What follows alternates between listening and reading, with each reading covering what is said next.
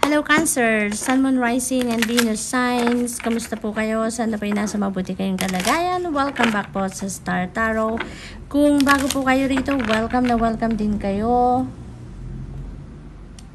Thank you po sa inyong support. I truly appreciate it. God bless you all po. Tignan natin po sa reading na to, no? Sisilip tayo sa mga potential energies ninyo for 2024. Magpupul po tayo ng isang card bawat isang buwan, no? From January to December. Tignan natin ang mga posible, no? Mga potential na energies ninyo mula January. We have the Devil energy agad, no? For January, February, March, April, May, June, July, August, September, October, November, December. Ayan. So, January, no? Pagpasok agad ng January, parang meron agad kayo ditong self-doubt, meron agad kayo ditong takot, no? Parang ganun ang ganap. Siguro may mga ginawa kayo then towards the end of the year 2023 na medyo siguro hindi masyadong successful, hindi masyadong nag-materialize according to your plan. Kaya pagpasok ng 2024, parang nadala ninyo yung energy na yun, ano? Kaya siguro dito, may procrastination dito sa mga gusto ninyong gawin sa buhay, sa mga plano ninyo. Medyo nag-ano kayo dito, nag-hold back, no? May pag-hold back dito ang iba sa inyo. So, tignan natin kung anong mga susunod ninyong energy sa susunod na mga buwan. The world, napakaganda. Alam mo, ano to, endings and beginnings, no? May energy dito ng pagtatapos, may energy din dito ng pagsisimula, no? Kasi normal, pag may nagtatapos, magsisimula, pag may nagsasara, may magbubukas, 'di ba? So feeling ko dito, yung tatapusin ninyo dito by early February, ito. Tatapusin nyo na yan, iiwanan nyo na yan, ano? Marirealize ninyo dyan na hindi kayo uusad sa buhay kung patuloy kayong matatakot, kung patuloy kayong magpo-procrastinate, nabubulol. So, wala kayong pupuntahan, ano? Kung magpapatalo kayo sa takot. Kaya maaaring yan ang mga marirealize ninyo dyan around yung pagtatapos din ng buwan ng January. Kaya pagpasok ng February, no? Talagang na kayo, magsisimula kayo on a clean slate dito ng kung ano man ng mga plano ninyo. Pagpasok ng February pa lang, magiging desisyon na kayo dito na hindi na ako matatakot, no? Mas papalitan ninyo yan ng positive mindset. Magpapaka-positive kayo dito, thoughts, no? Feelings, emotions, yun ang ibabalot ninyo sa sarili ninyo, no? Dahil handa kayo ditong magbukas sa mga bagong ng sarili ninyo, sa mga bagong opportunities and bagong possibilities na maaaring dumating sa buhay ninyo pagpasok ng February, no? For some of you, dito Cancer, siguro pagdating naman ng February, panahon din ito ng achievement ninyo. Panahon ng accomplishment ninyo. May mga tagumpay din kayo dito na makakamit, by February. Kaya kung ano man ang mga sisimulan ninyo dito, mga bagong phase ng buhay ninyo, pagdating sa trabaho, karera, negosyo, relationships, no? Parang level up kayo dito, magle-level up kayo. Kasi mas magiging confident na kayo dito, mas lalong tataas ang self-esteem ninyo dito, yung assertiveness ninyo. Dahil nanggagaling kayo sa tagumpay, nanggaling kayo sa pag-achieve ng mga goals ninyo, nag-succeed kayo sa mga ginawa ninyo. Kaya ngayon, bit-bit ninyo yung experience ninyo from that. Mas marami na kayong alam ngayon. Kaya mas excited kayo na pagtagumpayan kung ano yung mga new endeavor ninyong sisimulan dito, no? Sa February. Meron din travel energy ito. Kaya maaaring iba sa inyo is going to travel the world. Maaaring may mga international travel ang ganap dito ni Cancer. Maaaring may narinig akong uuwi, no? Siguro ang iba sa inyo dito nasa abroad siguro, or maaaring nandito kayo sa Pilipinas at nagbabakasyon, or for some reason nandito kayo for quite a while, and maaaring babalik na kayo kung saan mang country kayo talaga nakatira na, no? Maaaring ganun. Or kung galing nga kayong abroad, maybe uuwi talaga kayo din dito sa Pilipinas for maaaring bisita, or kung ano man, bakasyon, or kung may importanteng lakad or lalakarin, no? Maaaring mga ganun, depende sa inyong sitwasyon. But definitely there is travel, no? There is travel involved dito for you, Cancer, sa February.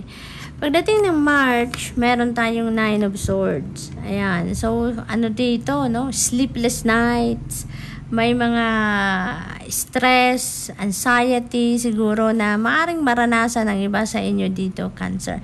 Maaring dahil din dyan yan sa pagod ninyo dito sa February, no? Maaring ano lang yan, maaring na-stress kayo physically, mentally, dyan sa pinagdaanan ninyo or sa mga pinagagawa ninyo in February. Kasi ang daming yung accomplishment dyan. May achievement, may accomplishment, ang daming ganap ninyo for the month of February. Kaya maaring sa pagod, sa stress ninyo pagdating ng March, maaring hindi kayo nakakatulog ng maayos, maaring dahil sa pagod, hindi kayo nakakapagpahinga, hindi kayo nakakapag-isip ng maayos kasi may imbalance, 'di ba? May imbalance dahil sa hindi pa kayo nakakabawi, no, sa mga na-loss ninyong energy sa February.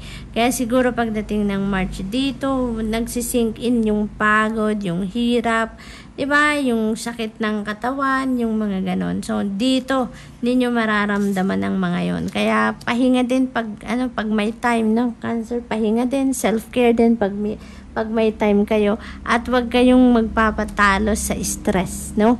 Ang maganda diyan na magagawa ninyo para maibalik ninyo ang sarili ninyo sa balanse, paminsan mag-meditate din kayo, paminsan mag-prayer mode din kayo. Nang sa gayon maibalik ninyo yung sarili ninyo sa sentro, no? Makakapag-concentrate kayong muli, makakapag-isip kayo ng mas maayos, mas maluwag, no? Yung ganon. So by March, ay hindi pala. January, February, April na pala tayo. Sorry naman, Cancer. So by April, meron tayong 2 Pentacles. Balik na naman kayo sa normal ninyo dito, Cancer. Aligagana naman kayo, 'di ba? Kasi super sipag kayo. Super sipag, super workaholic kayo. Napakadami lagi nang iniisip, laging madami kayong ginagawa. So ito yung normal ninyo, no? So by April, balik na kayo doon, no? Balik na kayo sa energy ninyong laging ganyan, na laging maraming iniisip, laging maraming activity, laging maraming ginagawa. So, nagmumultitask na naman kayo dito, you're juggling too many things naman dito at the same time. Kaya ang panawagan naman sa inyo dito, no, ng energy na to, balance. Find balance in your life, Cancer, no? Lalahanin ninyo na laging may oras ang lahat, 'di ba? May kanya-kanyang timing 'yan, may kanya-kanyang oras na dapat ibigay sa bawat parte ng buhay ninyo nang sa gayon magkaroon kayo lagi ng balance. Kasi pag nasa balance kayo, kahit marami kayong ginagawa, even if you have too much on your plate, mabibigyan ninyo yan ng oras, no? Mabibigyan ninyo ng oras ang bawat bagay, ang bawat parte ng buhay ninyo. So, lagi pa rin kayong laging nasa balanse, di ba? At kapag nasa balanse kayo ang buhay ninyo, lagi kayong kahit pagod, magandang pakiramdam, 'di ba? Kasi nabibigyan ninyo ng oras ang bawat bagay. Nabibigyan ninyo ng atensyon ang bawat bagay, no? Kaya 'yun ang panawagan sa inyo din dito, no? Na kahit nagmo-multitask kayo, kahit marami kayong ginagawa, bigyan ninyo ng kahit konting oras ang pagpapahinga. Nang sa gayon hindi kayo nagkakaroon ng anxiety, ng stress, no? Maluwag lang ang daloy ng lahat. So, pagdating naman ng May, ito yung energy ninyo. There's going to be, parang may pause ng konti ang ganap, no? Sa kabisihan ninyo sa nakaraang buwan ng April, pagdating ng May, parang may hihinto dito. Meron ditong parang pepreno kayo ng konti dito, no? Meron ditong mga bagay na maaring tumigil, no? Tumigil ang pagtakbo para mabigyan kayo ng pagkakataon na maaring magpahinga or bibigyan kayo ng pagkakataon ng spirit dito na makapag-reflect, makapag-isip-isip, pag-introspection kayo, no? Parang na dito, no? Mag-intervene dito ang divine universe sa sitwasyon ninyo. Kasi parang pagod kayo dito mula January, February, March, April. Parang laging pagod ang energy ninyo dito. Parang wala kayo sa balance talaga. Kaya pagdating ng May, parang magkakaroon ng pagtigil ang mundo ninyo, no? Sa ibang parte ng buhay ninyo yan, hindi naman sa lahat. Pero para mabigyan lang kayo ng pagkakataon na makapag-reassess kayo at makapag-re-evaluate kayo ng mga pangyayari sa buhay ninyo, no? Kasi maaaring yung mga ginagawa ninyo dito, ang iba sa pinagkakabalahan ninyo dito is not in alignment with your destiny, no? Pero yun ang pinagkakabalahan ninyo. Kasi dahil sa sobrang busy ninyo, maaaring hindi talaga kayo nakakapakinig din sa divine guidance, no? Sa inyo. Kaya go lang kayo ng go at maaaring yung bagay na pinagtutuunan ninyo ng pansin, that is not yours, no? Hindi yan ang makakabuti sa inyo, hindi yan ang para sa inyo, no? Yung ganun ba? Kaya maaaring ang pagtigil ng mga bagay-bagay dito, pagtakbo ng mga ibang bagay dito na pinagkakaabalahan ninyo, panahon yan para mag-step back muna kayo, pag-isipan muna ninyong mabuti. At maaaring meron dito mga bagong perspective, mga bagong ideas, mga bagong gabay, no, na parating sa inyo dito para magkaroon kayo ng liwanag, no, at makita ninyo kung anong daan talaga ang para sa inyo. Parang nakikita ko dito, Cancer, parang meron ditong divine detour na mangyayari. Kaya kayo, ang ibang bagay na pinagkakabalahan ninyo ay tumigil nang sa gayon ma-divert ang inyong attention to something else, no? Kasi maaaring hindi yan ang best para sa iyo. Pero because hindi kayo siguro nakakapakinig nga sa inyong intuition, hindi ninyo napipick up ang divine guidance, kaya nandyan kayo sa lugar na yan. Pero baka hindi talaga yan ang para sa iyo, kaya pinag-iisip kayo, pinag-re-evaluate kayo ng mga pangyayari sa buhay ninyo. Nang sa gayon, makita ninyo kung ano talaga ang para sa iyo, ang dapat mong pagtuunan ng pansin, ano? So, pagdating naman ng June, ang ganap dito sa inyo ay, merong new beginning energy. So, ang feeling ko dito, Cancer, meron kayo ditong tatalikurang endeavor or kung ano man ang pinagpo-focusan ninyo dito, maring ma-realize talaga ninyo na oo nga, no, hindi itong para sa akin, no? Or ma-realize ninyo na siguro kaya hindi ito umuusad or walang progress, walang development because maybe it's not meant for me, no? So maring may mga ganong ganap dito. Kaya magkakaroon kayo ng bagong perspective dito, magkakaroon kayo dito ng detour talaga. No, yun ang nakikita ko dito sa May. Kaya pagdating ng June, no, maring i-embrace ninyo fully kung ano man yung bagong idea na papasok sa inyo. No, maring pagdidesisyonan ninyong iwanan na kung ano man yung dati ninyong ginagawa na pending, huminto na, wala na nangyari, no, at simulan ninyo yung kung ano ang bagong idea na doon na dumating sa inyo, no? Kaya yan ang pagtutuunan ninyo ng pansin pagdating ng June, no? So may new beginning energy dyan, may bagong adventure kayong sisimulan by June. So by July, meron tayong 7 of Wands. Meron ditong conflict, no? May conflict. Maring meron ditong mga tao sa paligid ninyo na siguro dinadrag kayo sa kanilang drama, no? Yun ang napipick up ko dito. Maring merong mga tao sa paligid ninyo na merong kainggitan sa katawan at nakikita nilang papunta ka sa isang magandang sitwasyon, kaya iniintriga ka, sinasali ka, dinadrag ka sa kanilang kadramahan sa buhay, no? Yun ang ganap dito. May mga pagkakataon dito siguro na kailangan mong kailangan mong depensahan ng sarili mo, no?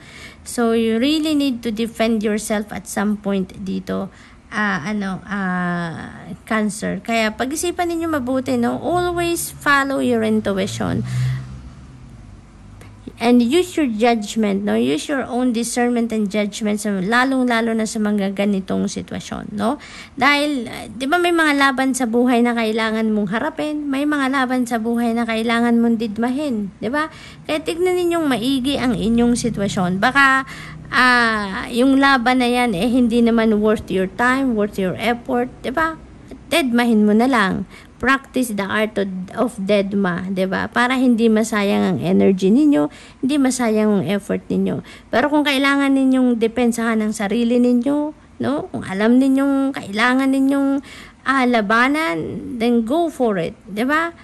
Tignan ninyo maigi ang inyong sitwasyon.